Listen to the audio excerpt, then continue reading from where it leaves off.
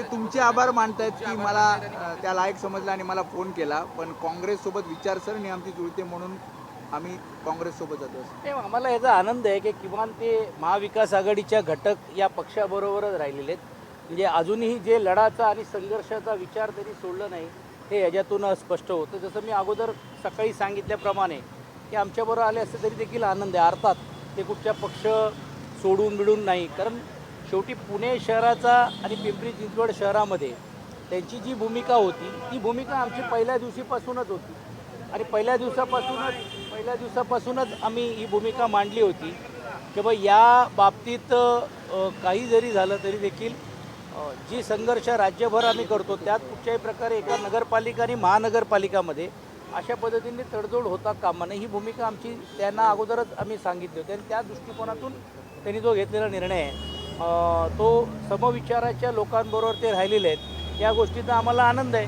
आमच्यावर आले सध्या अजूनही आनंद आहे. त्याहीपेक्षा जास्त आनंद ते पक्षामध्ये राहिले असते, राष्ट्रवादी काँग्रेस पक्षामध्ये, आणि त्यांच्याबरोबर चर्चा करून त्यांची जी भूमिका आहे ती अजून स्पष्ट झाली होती. कारण जसं मलाही स्पष्ट आपल्याला माध्यमातून सांगायचं की पुण्यामध्ये राष्ट्रवादी काँग्रेस पक्ष नेमकं युतीमध्ये जाणार आहे, महायुतीमध्ये जाणार आहे, स्वतंत्र लढणार आहे, हेच एक संभ्रमाचं वातावरण त्या परिसरामध्ये. आणि म्हणून आमचे दोन्ही शहर प्रमुख, काँग्रेसचे शहर प्रमुख हे बसून अंतिम स्तराची आघाडी, महाविकास आघाडीचे हे 3 घटक एकत्रित चर्चा आमची चाललेली आहे. आम्ही मनसेबरोबर युती केलेली आहे, ती काय लपून नाही आहे, जग जाहीर आहे. काँग्रेस आणि आमच्यातली पण युतीची चर्चा पुणे महानगरपालिकेमध्ये आता अंतिम टप्प्यामध्ये आलेलं आहे. उद्या त्यावरती पक्षप्रमुखांना विचारून शिक्कामोर्तब करून उमेदवारांची पण देखील यादी तयार करून उद्या संध्याकाळपर्यंत पहिली यादी जाहीर करण्याचा मानस पक्षप्रमुखांच्या आदेशानुसार आहे.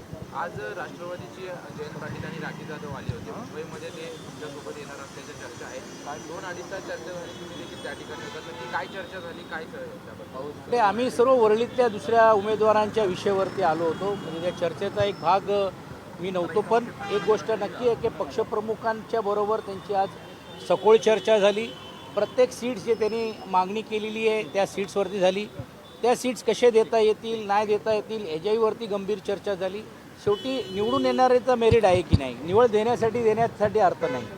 त्यांच्या काही ज्या आताची जी भौगोलिक परिस्थिती पाहता जे विद्यमान ज्या नगरसेवकाच्या सीट्स आहेत तिकडे देखील काही राजकीय उलटपलट झालेले आहेत. असं असताना पण त्या परिसरामध्ये पण देखील आपण मिळून आपला उमेदवार कसं निवडून आणता येईल हा निर्धार करून सकारात्मक चर्चा आज त्यांच्याबरोबर झालेली आहेत.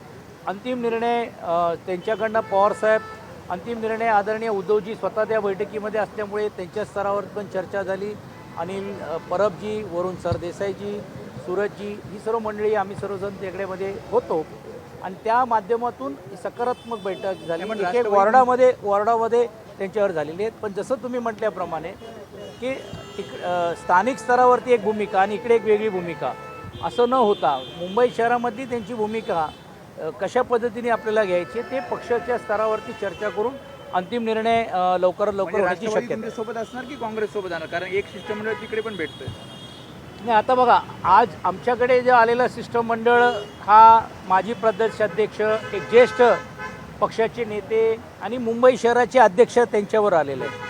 आता दुसरा शिष्टमंडळ कुठे गेलं, काय गेलं हे आम्हाला काय माहिती नाही आहे.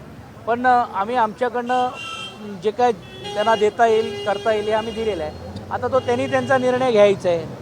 ते त्यांना आम्ही ही जी लढाई ही सत्तेपेक्षा मुंबई वाचवण्यासाठी आणि मुंबईला जे लयलूट चाललेलं आहे ते थांबवण्यासाठी त्या लढाईमध्ये त्यांना आमच्यावर राहायचं की नाही राहायचं तो सर्वस्वी विषय त्यांचा आहे. एक मराठीमध्ये राज्यामध्ये 3.37 लाख मुलं कुपोषित आढळलेली आहेत, एक प्रकारे रेकॉर्ड झालेला आहे, कसं पाहताय? ही दुर्दैवी आहे आणि मोठमोठे जाहिराती करायच्या, मोठमोठे कोटीवधी रुपयाची निधी लाडकी बहीण आणि वेगवेगळ्या योजनेसाठी द्यायचं असं दाखवायचं आणि याच जी नवीन पिढी निर्माण होते त्याला बर्बाद करण्याचं काम व्हायचं. ही अत्यंत दुर्दैवी, निषेधार्थ, दुःखद अशी ही घटना आणि हे निकाल आहेत किंवा निष्कर्ष आहेत. आणि हे वारंवार ज्यावेळी आम्ही सभागृहामध्ये मांडतो तर ते असं काहीच नाही म्हणून सांगतात.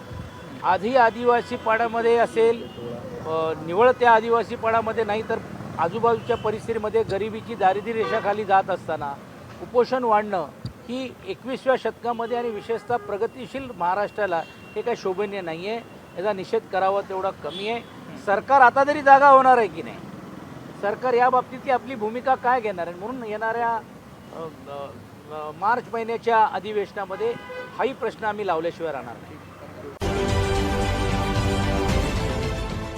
देश विदेशातील प्रत्येक घडामोडींचे लाईव्ह अपडेट मिळवण्यासाठी आता साम टीव्हीच्या सर्व सोशल मीडिया प्लॅटफॉर्मला लाईक, फॉलो आणि सबस्क्राईब करा.